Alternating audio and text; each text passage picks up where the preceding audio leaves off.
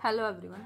आज हम economics of growth and development के यूनिट 4 का एक क्वेश्चन करने वाले हैं, जो क्वेश्चन है market failure and rational of state in economic development. कई बार तो क्वेश्चन इस तरह से आ जाता है कि जब मार्केट फेल हो जाता है तो रोल क्या होता है स्टेट का, या फिर स्टेट किस तरह से अपना रोल, स्टेट का मतलब यहाँ पहले स्टेट का मतलब सुन लो। स्टेट का मतलब क्या होता है, कई देशों में स्टेट का मतलब सरकार होता है। तो यहाँ पर भी जो हमें हमारे सिलेबस में स्टेट दिया गया, इट मीन्स ये गवर्नमेंट की बात कर रही है, सरकार की बात कर रहे हैं। तो ये कहते हैं कि जब बाजार विफल हो जाता है तो सरकार क्या करती है ताकि इकोनॉमिक डेवलपमेंट हो सके। तो इसको कई बार इस तरह से क्वेश्चन पूछ लिया जाता है आपसे, रोल ऑफ स्टेट बताइए इन इकोनॉमिक डेवलपमेंट में। एक स्पेसिफिक आपसे कंट्री का नाम पूछ लिया जाता है कि किसी डेवलपिंग कंट्री या फिर अंडर डेवलप कंट्रीज का एग्जाम्पल लेते हुए इसको एक्सप्लेन कीजिए। रोल ऑफ स्टेट क्या, कि सरकार का क्या रोल हो सकता है आर्थिक विकास में, किस तरह से सरकार आर्थिक विकास कर सकती है। तो सबसे पहले ये समझने पर हमें पता है मार्केट फेलियर होता क्या है, और फिर मार्केट फेलियर जब हो जाता है तो सरकार क्या आती है, किस तरह से काम करती है। स्टार्ट करते हैं अपना क्वेश्चन। तो फर्स्ट हमारा मार्केट फेलियर क्या, जब बाजार समाज के सभी लोगों और लागतों का हिसाब देने में विफल रहता है तो उसे बाजार की विफलता कहते हैं। इसका मतलब क्या है, समाज के सभी लाभ और लागतों का हिसाब, मतलब आपको कितनी प्रॉफिट हुआ है, कितना बेनिफिट्स हुआ है, कितनी आपकी कॉस्ट है। जब आप उसको प्रॉपर हिसाब नहीं दे पाता है बाजार, तो वो क्या होता है, बाजार विफलता होती है।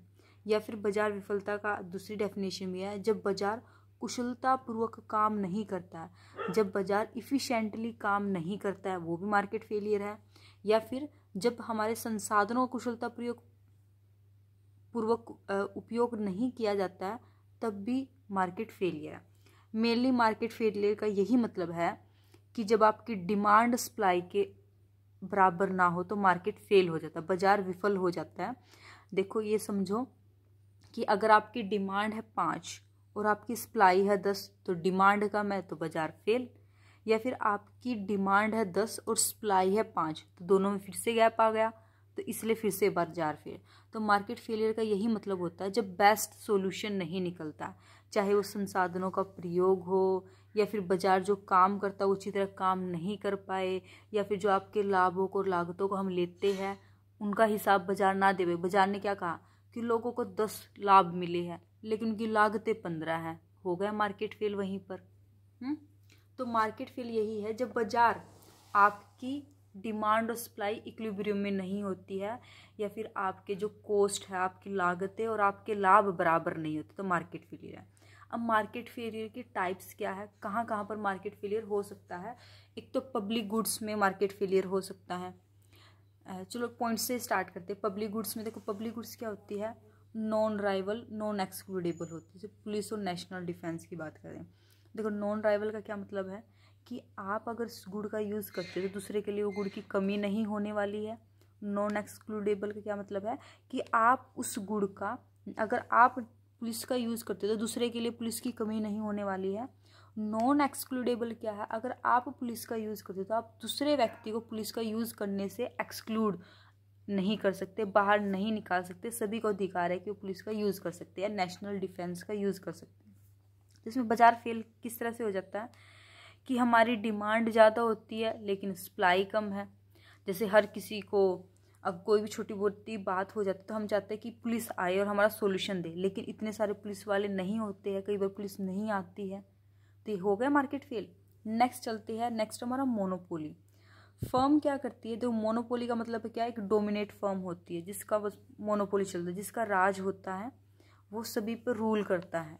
तो वो क्या करते, देखो वो जब सभी पे रूल, उसका डोमिनेंट, उसका पूरा दबदबा है, तो वो क्या करेगा, वो हायर प्राइसेस चार्ज करेगा।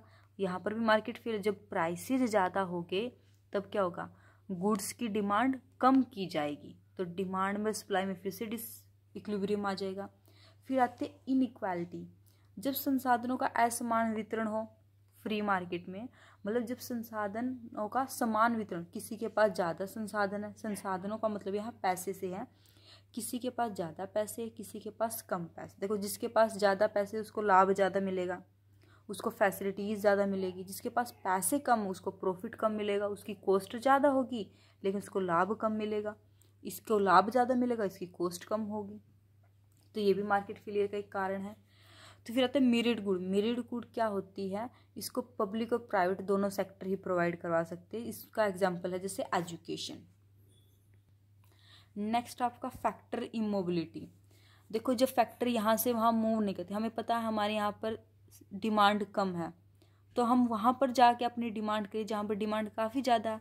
लेकिन इसमें क्या आता है, जैसे लेबर्स की यहाँ पर डिमांड कम है, यहाँ पर मतलब स्किल्ड लेबर की डिमांड ज़्यादा है, अनस्किल्ड लेबर की डिमांड का, तो हम वहाँ पर जा सकते हैं जहाँ पर अनस्किल्ड लेबर्स की डिमांड है। तो इसमें आता क्या है, तो इमोबिलिटी का मतलब कहते हैं वहाँ से यहाँ नहीं जा सकते। फैक्टर्स है जो हमारे लेबर वो यहाँ से वहाँ मोबाइल नहीं कर सकते। इसका रीज़न क्या है, जियोग्राफिकल अनएम्प्लॉयमेंट होता है।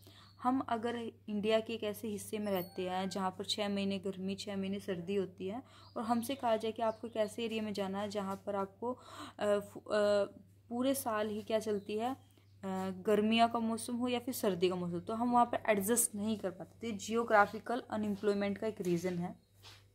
नेक्स्ट है आपका एग्रीकल्चर। देखो एग्रीकल्चर सेक्टर में जो हम प्रोडक्शन करते हैं गेहूं का, चावल का, उनकी कीमतों में उतार चढ़ाव आता रहता है, या कई बार मौसम के कारण भी फसलों की कीमतों में उतार चढ़ाव आता है। कई बार एक्सटर्नलिटीज़ भी होती है, दूसरों की जाने वाली क्रियाओं का आपकी फसलों पर प्रभाव पड़ता है। ठीक है। नेक्स्ट आपका पॉइंट है एक्सटर्नलिटीज़। एक्सटर्नलिटीज़ क्या होती है, जब इस आपके काम आप चाहे कंजप्शन कर रहे हो या फिर प्रोडक्शन कर रहे हो, चाहे आप कोई चीज़ कंज्यूम कर रहे हो या फिर आप कोई चीज़ बना रहे हो, तो उसका इफेक्ट किसी थर्ड पार्टी पे जाता है, तो एक्सटर्नलिटीज़ कहलाती है। ये कम्प्लीटली नहीं लिखना, ये तो आपको समझाने के लिए था। बस मार्केट फेलियर उसके 2-3 टाइप को एक्सप्लेन करते हो। फिर कॉजेज क्या होते हैं, मार्केट फेल ही क्यों हो जाता है। देखो जब किसी एक के हाथ में सारी पावर चली जाती है तब मार्केट फेल हो जाता है। एक्सटर्नलिटीज़ क्या है, जब आपके एक्शंस किसी तीसरे बंदे को इफेक्ट करते हैं तब भी मार्केट फेल हो जाता है। अगर आप पब्लिक या मेरिट गुड, पब्लिक गुड कहते हैं फ्री ऑफ कॉस्ट होती है, मेरिट गुड भी इसी टाइप में होती है। फ्री नहीं होती है मेरिट गुड, लेकिन लिटिल बिट डिफरेंस होता है पब्लिक में और मेरिट में। पब्लिक गुड्स फ्री होती है आपके लिए, तो इसमें भी जो फ्री राइडर की प्रॉब्लम आ जाती है इसलिए मार्केट फेल हो जाता है। अगर एस्टिमेटिंग, अगर आपको किसी बात की कंप्लीट नॉलेज नहीं है तब मार्केट फेल हो जाता है। और अनएम्प्लॉयमेंट, अगर देश में लोग बेरोजगार है तब भी मार्केट फेल हो जाता है। क्यों, क्योंकि देखो बेरोजगारी हम क्या एक अजम्पशन लेते हैं, फुल एम्प्लॉयमेंट की अजम्पशन लेके चलते हैं, इसलिए भी। तो अब देखो इतनी सारी प्रॉब्लम्स है कि पब्लिक गुड में मोनोपोली, इनइक्वालिटीज़ है, मेरिट गुड है, फैक्टर यहाँ से वहाँ मोबाइल नहीं कर सकते, एग्रीकल्चर सेक्टर में प्राइसेस ऊपर नीचे होते रहते हैं। तो ये जो ऊपर नीचे जाना, देखो हर चीज़ अगर अपने एक ही पॉइंट पे रहती है बैलेंस, तो मार्केट फेल नहीं होगा, तो फिर तो मार्केट सक्सेस है। ये जो ऊपर नीचे उतार चढ़ाव आते, चाहे वो प्राइसेस बढ़ रहे हैं या कम हो रहे हैं, एक्सटर्नलिटीज़ का चाहे पॉजिटिव इफेक्ट हो या नेगेटिव इम्पैक्ट हो, इससे मार्केट फेल होता है। हम ये सोचते हैं एक्सटर्नलिटीज़ में पॉजिटिव हो तब भी मार्केट फेल होता है, नेगेटिव हो तब भी मार्केट फेल होता है। ठीक है। तो गवर्नमेंट किस तरह से इस प्रॉब्लम को सोल्व कर सकती है, या फिर रोल ऑफ स्टेट क्या, स्टेट का मतलब क्या होता है यहाँ पर, सरकार से, गवर्नमेंट से है। तो स्टेट का रोल बहुत बड़ा होता है वैसे तो इसमें क्या, पहले हम क्या मानते थे, लेजिस फेयर डॉक्ट्रिन पढ़ते थे। लेजिस फेयर का मतलब क्या, पहले हम पढ़ते क्लासिकल मानते हैं कि सरकार का कोई हस्तक्षेप नहीं होना चाहिए, मतलब सरकार का हस्तक्षेप नहीं होगा तो इकोनॉमी अच्छी तरह से चलती जाएगी। लेकिन अब मानते कि लेजिस फेयर की जो डॉक्ट्रिन थी अब डेड हो चुकी है, इट मीन्स ख़त्म हो चुकी है। अब सरकार का बहुत बड़ा रोल होता है किसी भी देश में, किसी भी देश में, चाहे वो सामाजिक बेड़ियों को तोड़ना, जो हमारे सोशल इशू होते हैं कि सोसाइटी में ये रूल्स हैं उनको तोड़ने के लिए, आर्थिक विकास के लिए वो क्या कहते हैं, मनोवैज्ञानिक, वैचारिक और सामाजिक और राजनीतिक स्थिति बनाना राज्य का एक सर्वोपरि कर्तव्य बन चुका है। आज के टाइम में सरकार का रोल बहुत बड़ा है। तो इस तरह से अब जो ये मार्केट फेल हुआ है तो इसको किस तरह से सरकार ठीक कर सकती है, तो इसके लिए 2 टाइप्स के मेजर है, 2 तरह के उपाय हैं। एक डायरेक्ट उपाय होते हैं, एक इनडायरेक्ट होते हैं। एक प्रत्यक्ष उपाय है और एक अप्रत्यक्ष। देखो प्रत्यक्ष में क्या होगा, प्रत्यक्ष उपाय में डायरेक्टली सरकार एक्शन लेगी, इनडायरेक्ट में क्या होगा, सरकार इनडायरेक्ट रूप से अपना एक्शन लेने वाली है। इसमें डायरेक्ट मेजर में क्या आता है कि आर्थिक विकास के, इकोनॉमिक डेवलपमेंट के लिए क्या करती है, जो विकासशील देश है, जो डेवलपिंग कंट्रीज़ है, या फिर आप यहाँ पर जो लेस डेवलप्ड कंट्रीज़ है, कम विकसित देश है, वो भी ले सकते हो, कि सरकार कहती है डायरेक्ट रूप से अपने आप को शामिल करती है। तो इसके अब ये शामिल करने के कुछ उपाय दे रखे हैं। तो फर्स्ट क्या है, ऑर्गेनाइजेशनल चेंज, संगठनात्मक परिवर्तन करती है। तो राज्य सरकार के द्वारा क्या संगठन में ही ऑर्गेनाइजेशनल चेंज करती है। सरकार क्या करती है यातायात और संचार की। देखो प्राइवेट सेक्टर क्या है, अगर वो बस की या ट्रांसपोर्ट की या फिर आपको टेलीकॉम की फैसिलिटीज प्रोवाइड कराता है तो उसके वो हायर प्राइसेस चार्ज करेगा, उसका लाभ कमाना ही उद्देश्य है। सरकार का उद्देश्य लाभ कमाना नहीं होता, वेलफेयर को इंक्रीज करना, और वेलफेयर हमारे इकोनॉमिक डेवलपमेंट का एक पार्ट होता है। इसलिए जो यातायात संचार के साधन हैं को विकसित सरकार ही कर सकती है, निजी सेक्टर इसको विकसित नहीं कर सकता। क्यों? निजी सेक्टर को सिर्फ अपने प्रॉफिट से मतलब होता है। इसलिए इसका आप एक एग्जाम्पल इस तरह से ले सकते हो, जैसे स्टूडेंट्स होते हैं, उसमें जो गर्ल्स स्टूडेंट्स होती है, जो लड़कियां होती हैं, उनके लिए बहुत सारे स्टेट्स में फ्री में बसेस चलाई जाती है कॉलेज स्टूडेंट्स के लिए, ताकि वो पढ़ सकें। लेकिन क्या प्राइवेट सेक्टर ऐसा कर सकता है? एक प्राइवेट सेक्टर ऐसा कर सकती है बच्चों के लिए फ्री में बस चलाए? नहीं। प्राइवेट बस में कभी बैठो, चाहे बच्चे छोटा बच्चा या बड़ा बच्चा, सभी की टिकट लगती है। लेकिन जो गवर्नमेंट बसेस होती है उनमें छूट होती है कि बूढ़ों से आधा किराया लिया जाए। बहुत सारे स्टेट्स में ऐसा रूल है कि बूढ़ों से आधा किराया लिया जाता है। स्टूडेंट्स को फ्री में उनका पास बना हुआ होता है, गर्ल्स के लिए फ्री होता है, बॉयज़ के लिए पैसों में होता है, लेकिन वो कुछ डिडक्शन के साथ उनका पास बनता है। इस तरह की फैसिलिटी। तो इसमें जो मार्केट फेल हो गया था कि पैसेंजर्स ज़्यादा थे लेकिन बसेज कम थी, तो मार्केट में क्या सरकार ने इसमें इंटरफेयर किया और सरकार ने बसेस चलाई और वेलफेयर को बढ़ाया और इसमें इक्विलिब्रियम लेके, तो मार्केट फेल था जो उसकी प्रॉब्लम सोल्व हो गई। नेक्स्ट था सोशल इकोनॉमिक ओवरहेड। इसमें भी वही आता है, इसमें आते हैं वेलफेयर को इंक्रीज करने के लिए जो आप काम करते हो। तो देखो वेलफेयर, अगर आपको किसी का कल्याण करना है, देखो निजी क्षेत्र कभी किसी के कल्याण के लिए कुछ काम नहीं करता। जैसे सरकार आपके कल्याण के लिए क्या करती है, स्ट्रीट्स लाइट लगवाती है फ्री में। अगर एक रोड है वहाँ से बहुत सारे पैसेंजर्स जाते हैं तो सरकार फ्री में स्ट्रीट लाइट लगवाती है ताकि कोई हादसा ना हो। और पर्टिकुलर रोड पे सिग्नल्स होते हैं आपके लिए, बोर्ड्स लगे हुए होते हैं। तो ये सारा काम क्या होती है, आपके वेलफेयर को इंक्रीज करने के लिए सरकार काम कर सकती है, लेकिन निजी क्षेत्र काम नहीं कर सकता। तो जो मार्केट फेलियर था उसको सरकार ने कम कर दिया। तो जो कम विकसित देश होते हैं उनके पास साधन कम होते हैं। तो जहाँ देखो एक देश है जैसे यूएसए में, तो प्राइवेट क्षेत्र निजी क्षेत्र का बहुत अच्छा डेवलपमेंट हो चुका है, तो निजी क्षेत्र कुछ सुविधाएं प्रोवाइड करवाता है। लेकिन जहाँ पर कम विकसित देश है वहाँ पर प्राइवेट क्षेत्र नहीं होता, वहाँ पर बड़ी बड़ी कंपनियां नहीं होती हैं, तो वहाँ पर सरकार को ही ये सारी सुविधाएं आपको प्रदान की जाती हैं। नेक्स्ट है एजुकेशन। अगर एजुकेशन प्राइवेट सेक्टर प्रोवाइड करवाएगा तो क्या होगा, आपसे ज़्यादा से ज़्यादा प्राइसेस चार्ज किए जाएंगे, हायर प्राइसेस चार्ज किए। देखिए गवर्नमेंट प्रोवाइड करवाएगी तो आपको आपके रिजनेबल प्राइसेस पे गवर्नमेंट आपको एजुकेशन देने वाली है। ये पॉइंट सारे सिंपल हैं, तो इसलिए मैंने पॉइंट्स लिखे हैं, आप इनको समझ सकते हैं। देखो पब्लिक हेल्थ और फैमिली प्लानिंग। देखो पब्लिक हेल्थ के लिए सरकार सोचती है, प्राइवेट सेक्टर नहीं सोचता। प्राइवेट सेक्टर क्या सोचेगा, सिर्फ अपने प्रॉफिट जब प्रॉफिट के बारे में सोचो, प्राइसेस ज़्यादा चार्ज करने वाला है और उससे मार्केट फेल होने वाला है, डिमांड सप्लाई के अकॉर्डिंग नहीं होगी। तो गवर्नमेंट क्या करती है, आपको हेल्थ फैसिलिटीज़ प्रोवाइड कराती है, फैमिली प्लानिंग में आपकी हेल्प करती है। आपको फैमिली जब प्लान करते हो, प्राइवेट सेक्टर कभी भी आपको, कोई भी प्राइवेट कंपनी हो, प्राइवेट हॉस्पिटल हो, कभी भी आपको कुछ नहीं देने वाला फैमिली प्लानिंग में फ्री में। लेकिन गवर्नमेंट क्या करती है, जो प्रेग्नेंट लेडीज़ होती है उनके डिफरेंट टाइप की फैसिलिटीज़ प्रोवाइड करवाती है, वो भी फ्री ऑफ कॉस्ट में। तो इसमें क्या होता है, रोल ऑफ स्टेट का ये डायरेक्ट कंट्रोल लेती है सरकार मार्केट फेलियर की प्रॉब्लम को सोल्व करने के लिए। नेक्स्ट है stepping up rate of investment. तो सरकार इन्वेस्टमेंट भी करती है। इन्वेस्टमेंट क्या होता है, निवेश करना। सरकार निवेश करती है, एजुकेशन पे करती है, रोड पे करती है, हॉस्पिटल पे करती है, हेल्थ पे करती है। हर जगह सरकार के द्वारा इन्वेस्टमेंट किया जाता है जिस सेक्टर में निजी क्षेत्र के द्वारा इन्वेस्टमेंट नहीं किया जाता है। एग्रीकल्चर डेवलपमेंट, कृषि क्षेत्र के विकास में सरकार की भूमिका होती है। कृषि के लिए क्या करती है, सरकार ही डिफरेंट टाइप की पॉलिसीज़ लेके आती है फार्मर्स के लिए, लेकिन प्राइवेट सेक्टर के द्वारा इस तरह की कोई पॉलिसी नहीं लेके आ जाती। इंडस्ट्रियल डेवलपमेंट के लिए, जहाँ सरकार को लगता है कि हमारे देश में इंडस्ट्रीज़ का डेवलपमेंट कम है, तो वहाँ पर सरकार क्या करती है, न्यू पॉलिसीज़ लेके आती है। जहाँ पर इंडस्ट्री, जैसे कोविड के टाइम, आप इसमें कोविड वाला एग्जांपल डाल सकते हो। जैसे कोविड के टाइम में इंडस्ट्रीज़ में क्या था, कोई भी इन्वेस्टर पैसा लगाने के लिए तय, तो सरकार ने क्या इंडस्ट्रीज़ को कुछ छूट दी, सरकार ने खुद इंडस्ट्रीज़ में थोड़ा इन्वेस्टमेंट किया ताकि इंडस्ट्रीज़ का डेवलपमेंट हो सके। तो जो मार्केट में इनबैलेंस था तो उसको सरकार ने बैलेंस किया। रिमूवल ऑफ इनइक्वालिटी, सरकार जो इनइक्वालिटीज़ होती है, जो असमानता है आय को लेकर, इनकम इनइक्वालिटीज़ को कम करने के लिए बहुत कुछ करती है। हाई इनकम ग्रुप्स पे टैक्स लगाती है, लोअर इनकम ग्रुप्स को टैक्स में छूट दी जाती है। नेक्स्ट है ऑप्टिमम एलोकेशन ऑफ रिसोर्सेज, संसाधनों का उच्चतम प्रयोग सरकार के द्वारा किया जाता है। अदरवाइज अगर प्राइवेट सेक्टर संसाधनों का क्या करता है, संसाधनों का कभी भी ऑप्टिमम एलोकेशन नहीं करता है, अंडर एलोकेशन करता है, एक्सेस कैपेसिटी रखता है, रिजर्व कैपेसिटी बना के रखता है ताकि वो ज़्यादा से ज़्यादा प्रॉफिट अर्न कर सके।